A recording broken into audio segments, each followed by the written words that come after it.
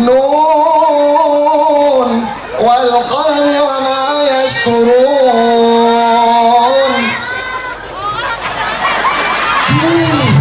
Cepat orang adi sebelah mana? Kian Quran, kian Quran.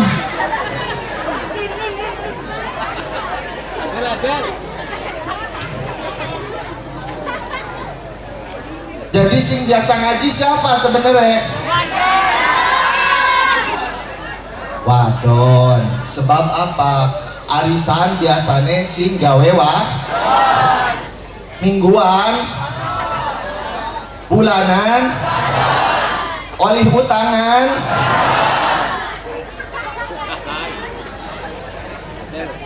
Jadi begitu beda antara keras dengan tegas. Mbah Hashim Asy'ari ketika ditawari oleh Jepang, Hadratus Syekh jare penjajah Jepang, wislah damai baik, wislah coba sekarang rayu Kiai Haji Zainal Mustafa agar dia mau tunduk kepada kami. Jawab Hadratus Syekh Hashim Asy'ari, saya tidak akan melakukan itu. Keras. Sampai Hadratus Syekh Hashim Asy'ari dibawa ke penjara Jepang, dipaluk tangan sebelah kirinya. Keras terhadap kekufuran. Tapi bu, tidak boleh kasar. Salah setitik kosong bakar. Coba. Dikit-dikit bakar, hancurkan. Bulan Ramadan anak warung sing buka, tidak boleh buka, hancurkan, ratakan dengan tanah. Capek terus ngerobohaken warung, ngomong kayak emang enak ya lamun minum daugan, lamun minum es kelapa muda ji. Menurut ahli tasawuf bilang begitu juga batal. Jadi tidak boleh kasar. Karena Rasulullah SAW pun terhadap orang-orang yang berbeda agama, yang berbeda akidah, beliau tetap merangkul. Sampai beliau itu diludahi, beliau tetap memaafkan. Tapi beliaunya yang memaafkan. Kalau kita ketika ada Rasulullah SAW dihina, Rasulullah SAW dicaci dan dimaki, wajib kita untuk membela. Tidak boleh tidak. Minimal dalam hati itu tanamkan, ya Allah, benci pisan kita karo wong sing ngihina Kanjeng Lagi rame ini bi umat Islam, lagi rame umat Islam. Nabi kita ini sedang dihina, tapi Indonesia itu tetap stabil, tetap stabil. Insya Allah Indonesia mah tetap stabil. Insya Allah. Itu yang pertama. Yang kedua, ruhama bainahum. Yang kedua yaitu saling kasih sayang. Kasih sayang, saling menghormati. Nikmatnya Islam di Indonesia itu bersatu. Orang sing beda golongan tetap baik bersatu. Senajan ulamanya berbeda pendapat, tetap tidak sampai harus mengangkat senjata. Itu di Indonesia. Di Timur Tengah, lamun ulamanya berbeda pendapat kibu, angkat senjata, saling perang, bunuh-bunuhan. Lihat sekarang negara Arab sedang kacau. Kacau. Indonesia ada awit zaman bengen. Hadratus Syekh Hashim Asy'ari pernah berbeda pandangan, pernah berbeda pendapat dengan Kiai Haji Fakih Mas Kumambang. Tetap damai. Tidak pernah ada saling gontok-gontokan. Dari Hadratus Syekh Hashim Asy'ari, bedug itu boleh, yang tidak boleh kentongan.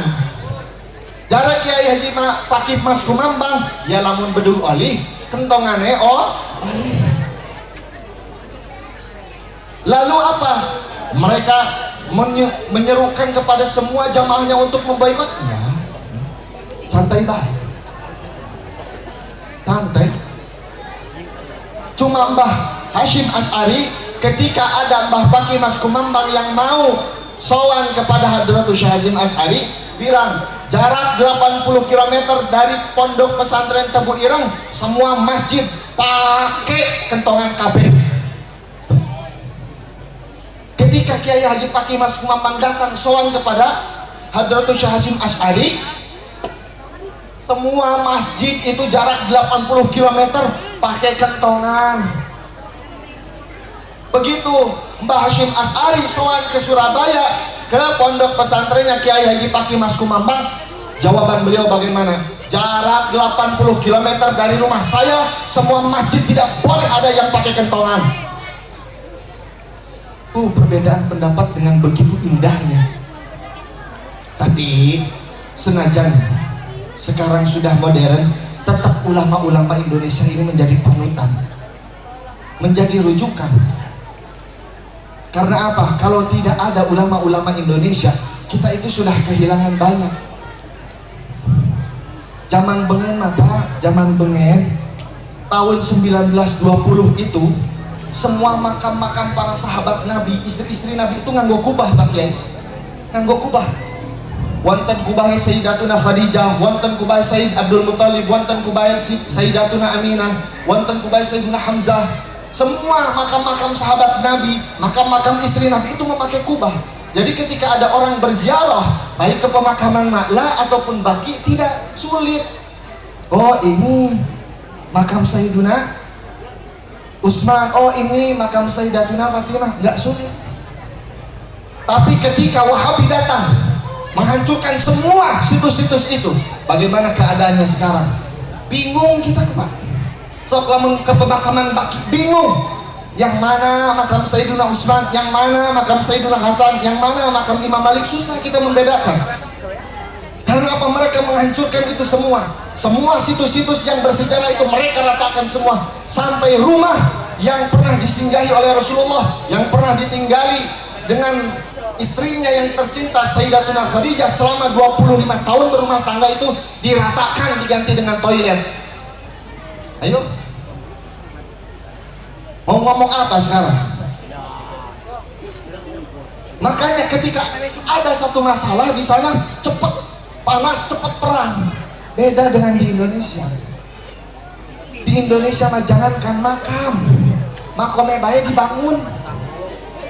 Tuh pakai jangankan makam, makomnya bae dibangun. Makom dengan makam itu beda. Kalau makam kuburan, pesarean.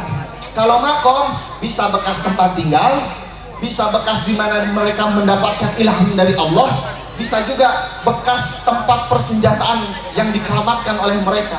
Itu makom dibangun. Kayak ning Mbah Kusangkan, makam Mbah Kusangkan bukan makom.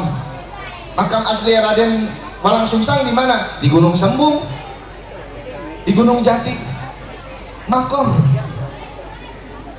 Di Karawang makam siapa? Syekh Kuro, itu juga makom.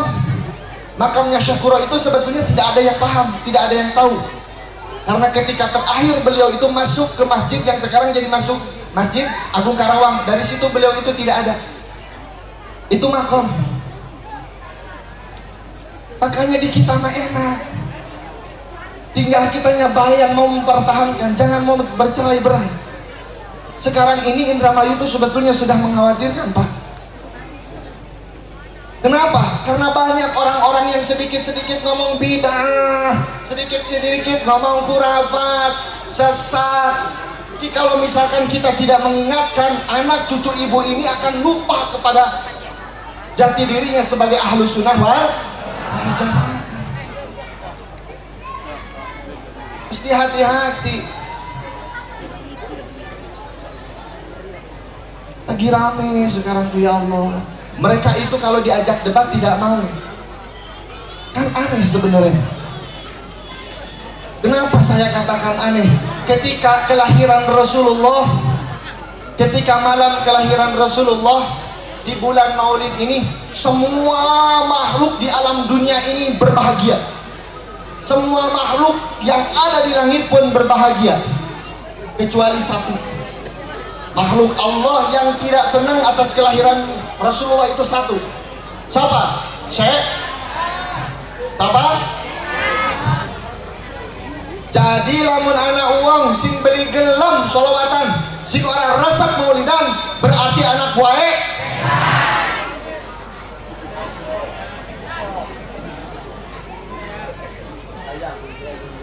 Itu nomor 2. Saling berkasih sayang. Istri ke suami sayang, suami ke istri sayang, ke anak juga sayang. bawa Sayyidina Rasulullah itu ke rumah. Jangan berpikir bahwasanya Nabi itu tidak hadir ketika maulid Nabi, itu salah kalau ibu berpikir begitu. Nabi itu ketika disebutkan namanya pasti hadir, termasuk di dalam sholat. Termasuk di dalam sholat, saking cintai Nabi karo umatnya, setiap sholat dari umatnya itu diperhatikan, Pak. Nabi itu hadir di setiap sholawat kita, di setiap sholat kita tuh hadir. Ketika sholat, at-tahiyatul mubarakatus sholawatut thayyibatu lillah, assalamu alaika, salam kepadamu. Kalau ngomong kepadamu orangnya ada atau tidak? Ada apa tidak? Bos, wonten salam kanggo Gus Aldi. Gus Aldi ada? Ada. Tapi kalau orangnya tidak ada, namanya bukan kamu tapi dia. Berarti Kanjeng Nabi ku hadir di setiap sholat kita. Cuma kita baik, sing ora apa, sing ora bisa deleng, sebab apa? Akeh dosa. Kadang-kadang mah kita lagi sholat berjamaah, pikiran mah tetep baik kemana-mana. Ya Allah. Kadang mah kita lagi sholat berjamaah, tahu-tahu wis wala dolin baik. Pernah begitu? Allahu Akbar. Bismillahirrahmanirrahim. Alhamdulillahi Rabbil Alamin. Ghairil maghdubi alaihim waladdallin. Wis wala dolin mana? Kapan alhamdulillah? Kapan siratal mustaqim? Pernah kayak begitu? Cung.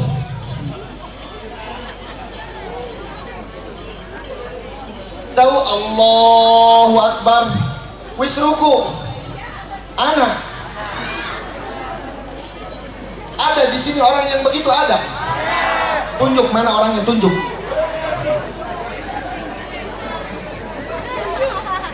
Bagaimana Nabi mau hadir sementara kitanya baik jarang sholawatan? Sedangkan kata Rasulullah Shallallahu Alaihi Wasallam, man nasya sholatan alayya faqad akhta'a tariqal jannah. Barang siapa yang lupa sholawat kepadaku, maka dia salah jalan untuk menuju ke surga. Kalau salah jalan menuju ke surga, masuknya kemana? Tuh. Pakai wis lah, sholawatan baik aja, tiktokan lah. Orang ilok tiktokan mah. Cing sering mah sholawatan baik. Mungkin mah ada ditakon sholawatan orang apa, ada ditakon lagu tiktok mah apa. Sungguh ku terpuruk dalam. Oh, coba. Cing masih jomblo, wih sholawatan baik. Jangan pikiran pacaran lah, kata Gus Aldi juga tadi. Wih stop, jangan pacaran. Kalau mau langsung datang ke orang tuanya, lamar. Bu, nih saya kasih tahu. Ibu kalau mau cari menantu yang soleh harus dari kalangan santri.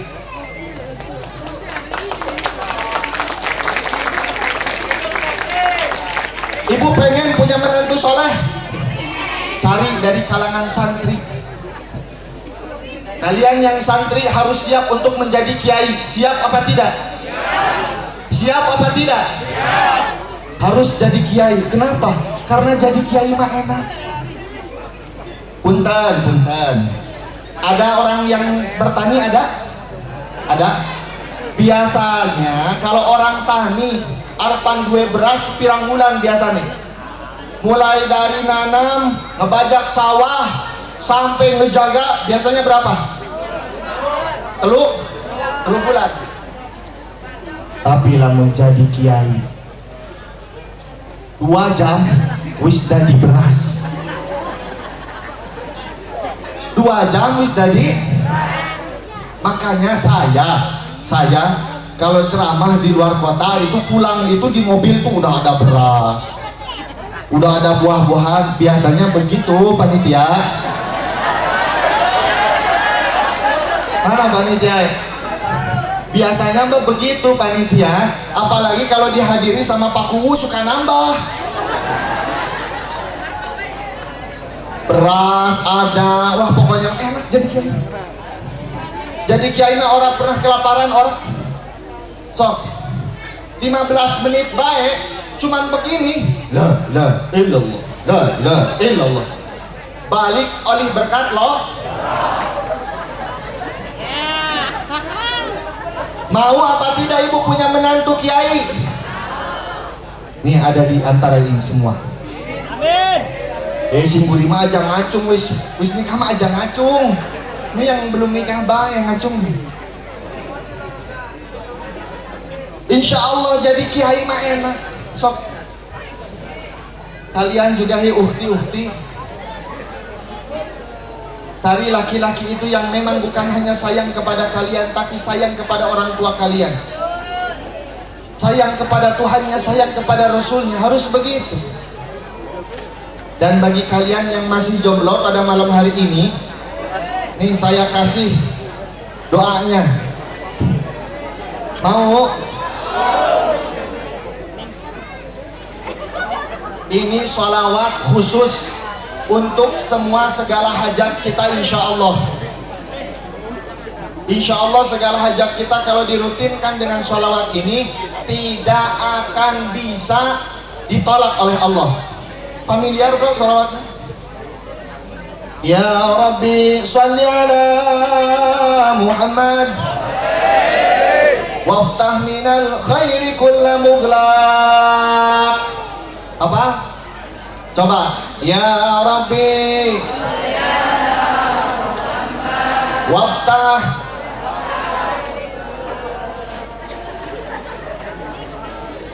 orang apa aja Ibu Maya? Banyak kan nonton Indosiar. Padahal acaranya tetep baik, istri tersakiti, suaminya selingkuh, mertuanya jahat. Akhirnya suami yang selingkuh menderita, mertua menderita, si istri dicerai bahagia. Kayak mengkonon bahaya padahal. Tapi resep baik di dilengna.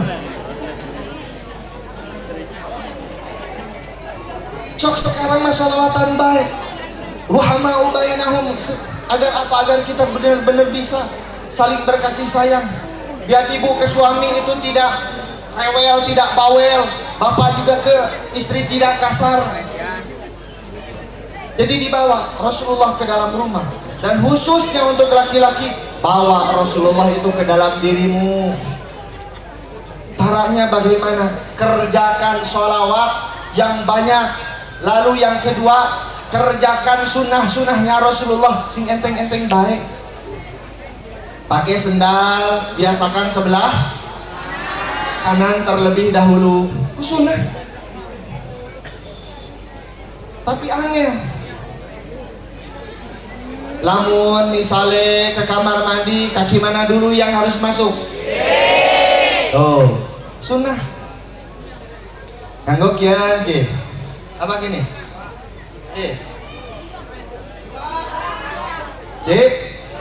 Sunnah.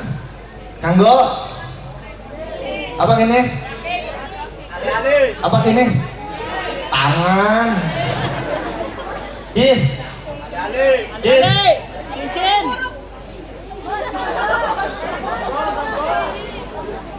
Sunnah itu yang sepele. Bahkan yang paling susah sunnahnya untuk laki-laki itu apa? Buang air kecil sambil jongkok. Ya aja main-main, itu sunnah. Orang di alam kubur itu banyak yang menangis bagi laki-laki gara-gara kencingnya tidak benar. Dia mah kencing, bari ngadeg. Lomba karo bature.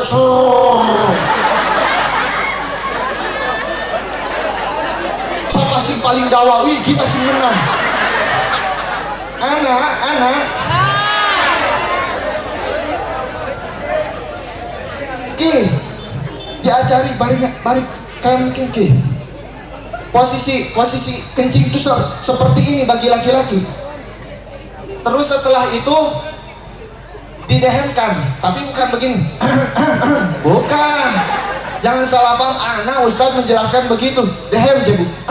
Bukan. Dehemnya lewat perut. Lewat perut. Awas aja kelabasan, kosin keluar, bukan air kencing aja yang bawah juga. Cerot.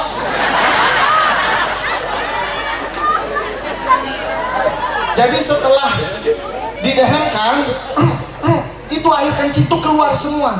Kalau masih belum keluar, posisi duduk diganti, posisi ngadeg. Jadi begini, set, tuh. Tapi awas aja sambil selfie, set, set. Rasulullah pernah lewat ke pekuburan, banyak yang nangis di pekuburan tersebut. Padahal kuburan tersebut orang mukmin, orang muslim. Kenapa kata Nabi? Mereka kalau misalkan buang air kecil nggak bener, ceboknya itu nggak benar. Kian mah wis bari ngadeg, wis peragat disentil jadi. Wah. Daratan kemana-mana. Wis mengkonon lalu sholat. Allah, sholat dewan haji sahaba orang.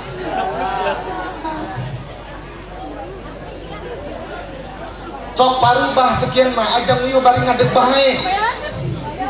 Aya embe bae bari ngadeg.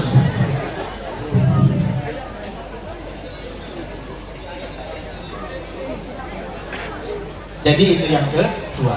Yang ketiga, tarahum ruk'an sujadan yabtaghuna fadlan minallahi wa ridwana. Mencari keridhaan Allah lewat apa? Lewat sujud, lewat ruku. Artinya senang sholat di aja masjidnya gede, jamaah sholat subuh sejajar baik. Sejajarnya mending sejajar pemuda-pemudi mah mending. Kita sepuh-sepuh ngadeg bari ruku ya pada baik kayak mungkenen.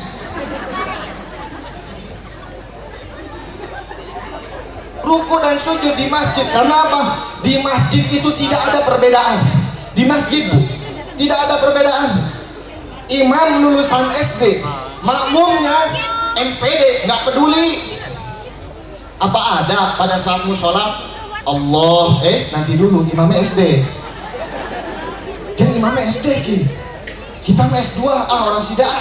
Ada yang begitu ada. Terus kalau masuk masjid perhatikan sendal. Aja gawa yang blesak, balik gawa yang. Ketiga, masuk masjid itu jangan pakai baju yang ada tulisan.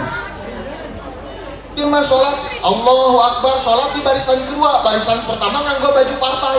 Allahu Akbar, coblos.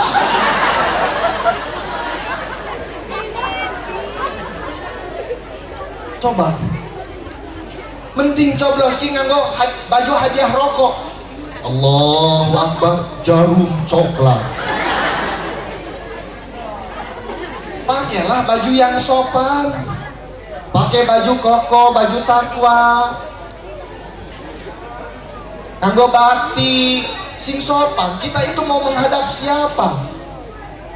Mau menghadap ibu, lamun mau menghadap bupati kira-kira priwe? Gawa budak, acak. Pak, bisa apa? Wis bu, bupati, gubernur pada, presidennya pada.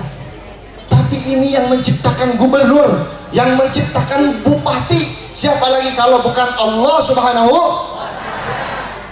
Masa arepan nganggo sarungan baik karo kaosan, ora mandi, ora apa, keteke mambu. Jangankan kecium orang lain, deweke baik pas ngangkat Allah. Wah.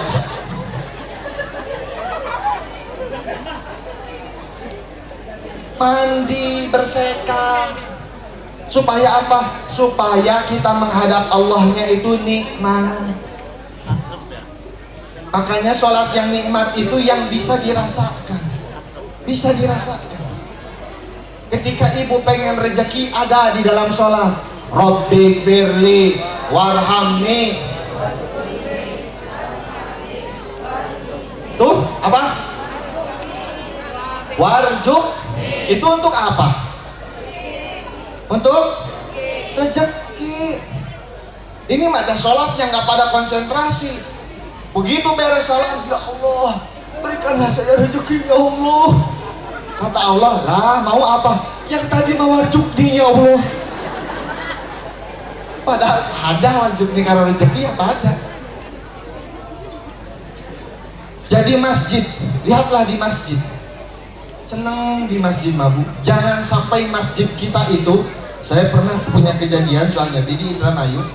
Jadi saya pernah sholat ini Gus di salah satu masjid. Jadi pertama tidak pakai bismillah, kita harus arah cocok. Tapi tetap baik kita dijalankan. Bocah-bocah di belakang main-main, dolanan, gusur-gusuran, ribut pokoknya di masjid. Begitu assalamualaikum, imam langsung assalamualaikum assalamualaikum, langsung ngadeg. Bocah-bocah edan. Ya Allah, berarti selama sholat dia tuh bawa dendam. Kita mah pragat sholat, baca istighfar dikit, baca subhanallah, ngomong bocah-bocah edan. Besok kalian tidak boleh kesini lagi, bikin ribut di masjid. Lah emangnya masjid duit sirah. Orang di masjid kamu udunan, masjid dapat udunan. Makanya masjid itu Pak jadikan senyaman mungkin. Saya suka kesel kalau misalkan sholat dimanapun di masjid ada tulisan jangan tidur di dalam. Sahabat Nabi itu ada yang tidur 3 tahun di dalam masjid baik. Cuma jangan tidur di dalam masjid. Kenapa? Takut kehilangan jam ya. Takut kehilangan keropak masjid ya. Biarkan orang itu datang ke masjid dengan tidur nyaman di masjid tubuh. Kadang orang itu banyak masalah pelariannya ke masjid boleh. So, kalau misalkan sekarang masjid sudah keadaannya serem seperti itu, ini anak-anak kecil generasinya nggak mau masuk ke masjid. Larinya kemana? Ke warnet, main game online. Apa gitu? ML. Kalau nggak main game online, mainnya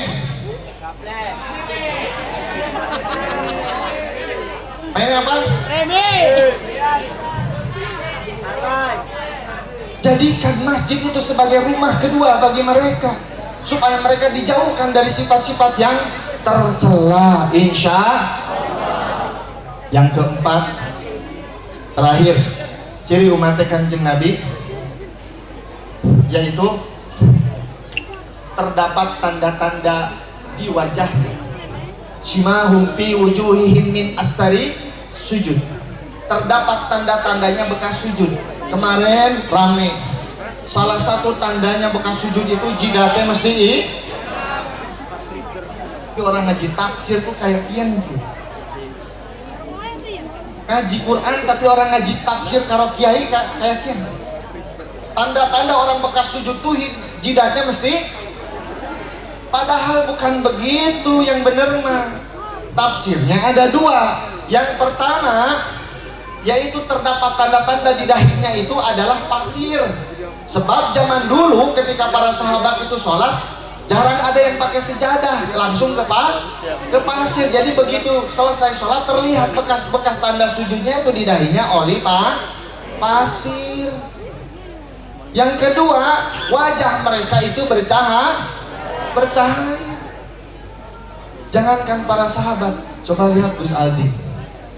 Gus, coba lihat Gus.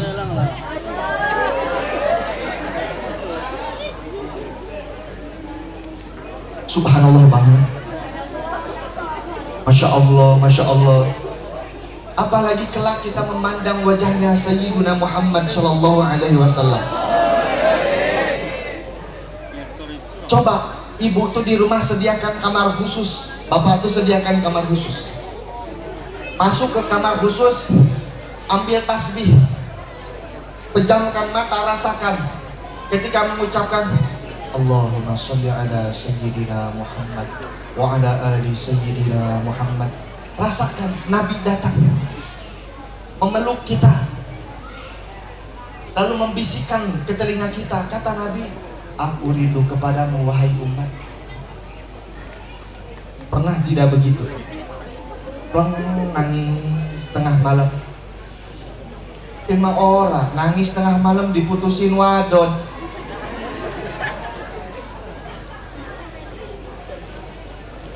Coba sekarang Kau hadirkan Sayyidina Muhammad di hati kita ya Allah. Alangkah indahnya hidup andai dapat ku tatap, dan pasti air karena ketenanganmu. Ya Rasulullah, ya Habiballah, ku tatap wajahmu. Ya Rasulullah, ya Habiballah, rindu padamu. Allahumma sholli ya Rabbi, Allahumma ala Muhammad.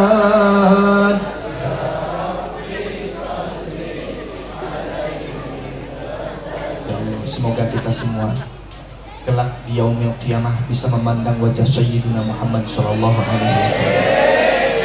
Atau minimal sebelum kita diwafatkan, kita diberikan kesempatan oleh Allah untuk dapat bermimpi dengan Sayyidina Muhammad sallallahu alaihi wasallam. Kalau kita pengen bermimpi dengan Rasulullah sallallahu alaihi wasallam, kuncinya cuma satu, perbanyak sholawat. Gak usah yang panjang-panjang, sholawat Jibril baik.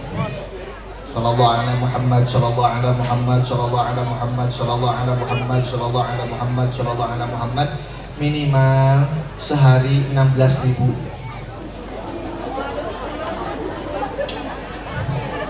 Cari apa pengen mimpi kalau Kanjeng Nabi. Daud disebut 16.000.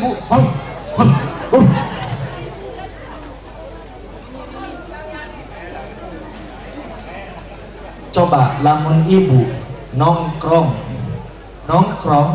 karo tetangga ngomongin uang 3 jam, betah apa ora? Kerasa apa ora? Sampai apa tetangga kita tuku mobil kreditannya apa, cicilannya pira. Wislah sholawatan baik. Kalau sudah terbiasa di lisan, masuk ke hati, tembus ke otak kita, maka ketika kita diwafatkan, yang menyambut kita yaitu Sayyiduna Muhammad. Jadi saya biasanya kalau ngaji suka kasih oleh-oleh saya diijazahkan dari guru saya sholawat ulul azmi. Sholawat ulul azmi ini adalah sholawat penolak bala. Semuanya dari segi bala apapun. Allahumma sholli ala Sayyidina Muhammad wa Sayyidina Adam wa Sayyidina Nuh wa Sayyidina Ibrahim wa Sayyidina Musa wa Sayyidina Isa wa ma bainahum minal mursalin sholawatullahi alaihim Apa lora? Nang apa lora? Bu, orang apa? Haruskah dampingimu? Harusnya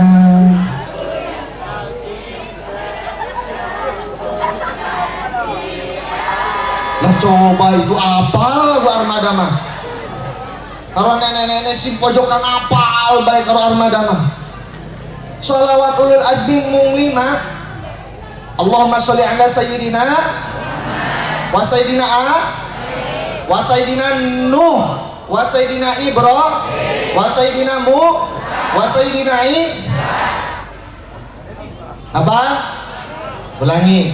Allahumma sholli ala Sayyidina Muhammad wa Sayyidina wa Sayyidina Nuh wa Sayyidina Ibrahim wa Sayyidina wa Sayyidina sholawatullah alaihim ajma'in.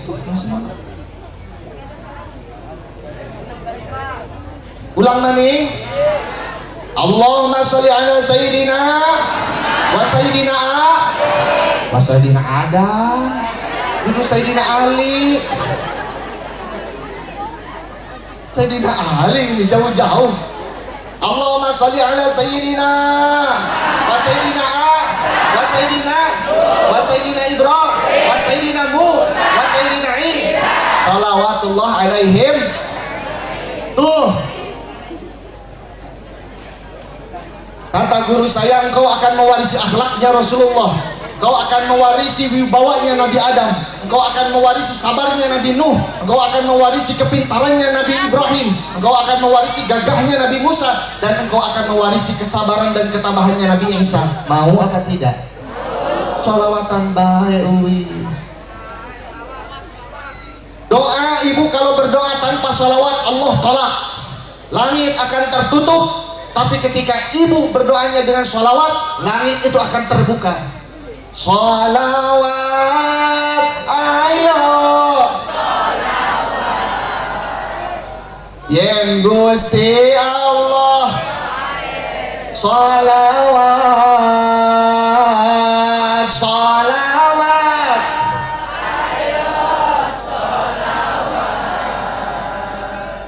yen malaikat baik pengen sugih jodoh cantik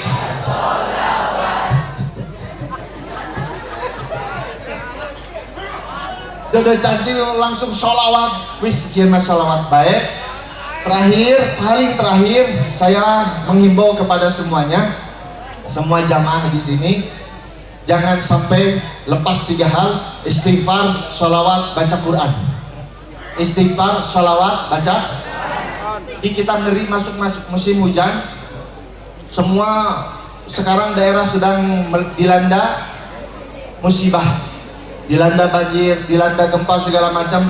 Hanya sholawat kepada Rasulullah SAW yang dapat menyelamatkan kita semua, insya Allah. Dan yang kedua, jangan lupa ziarah kubur. Jangan lupa ziarah. Insya Allah Indramayu mah terkenal. Di Pamijahan saya lihat bukunya Indramayu kabeh. Syekh Kuro Karawang dilihat buku tamunya Indramayu kabeh. Berarti Indramayu ahli ziarah. Di Indramayu yang sudah tercatat makam keramat itu ada 163 makam keramat. 160 makam buyut kian wah pokoknya makam kebuyutan ada 163. Sok ziarahan supaya hidup kita ini senantiasa ingat kematian. Siap ya Bu? Mohon maaf apabila ada kata-kata saya yang kurang berkenan. Ya beginilah saya ikut Gus Paha. Di mana baik ngaji mesti gembira, di mana baik ngaji mesti ketawa. Sebab apa? Ngaji itu untuk mengepreskan otak, bukan ngelembut baik sing dibahas konon baik aja. Kita masuk gembira ria karena kita pun sekarang sedang menjadi tamunya Rasul, dan kita pulang ke rumah dengan membawa Rasul Sallallahu Alaihi Wasallam. Itu saja yang dapat saya sampaikan. Mohon maaf. Wabillahi taufiq wal hidayah. Wassalamualaikum warahmatullahi wabarakatuh.